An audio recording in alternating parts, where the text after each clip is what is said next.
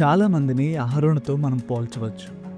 ఒక దశలో అతడు రాజీ పడకుండా ధైర్యంగా నిలబడతాడు.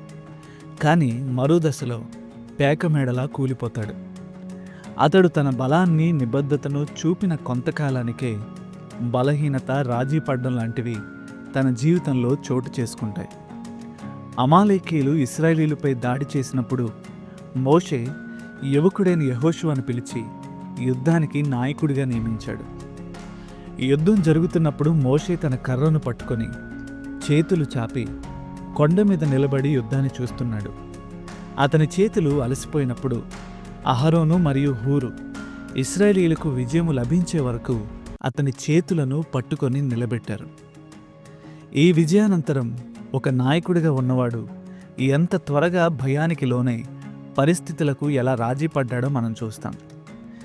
దేవుని ఆజ్ఞ ప్రకారం ఇశ్రాయేలు ప్రజలందరూ సీనాయి కొండ దిగువ భాగంలో శిబిరాలు ఏర్పాటు చేసుకున్నప్పుడు మోషే ఒక్కడే ధర్మశాస్త్రాన్ని పొందుకోవడానికి కొండపైకి ఎక్కాడు.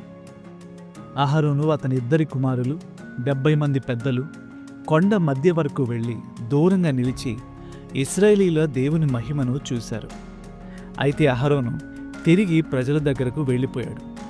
భయమో, బలహీనతో, అభద్రతాభావమో లేదా ఇతర కారణాల వలనో ప్రజలు పూజించేందుకు అతడు ఒక బంగారు దూడను తయారు చేశాడు.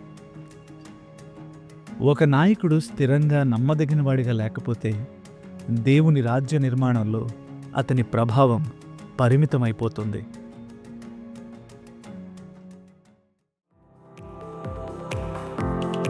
బైబిల్ ఇన్ఫ్లుయెన్సర్స్ అనే సిరీస్ మీకు ఆశీర్వాదకరంగా ఉంటే మా ఈ ప్రయత్నానికి లైక్, షేర్ అండ్ సబ్స్క్రైబ్ చేసి మమ్మల్ని ప్రోత్సహించండి. మరొక కొత్త బైబిల్ ఇన్ఫ్లుయెన్సర్తో మీ ముందుకు వస్తాం.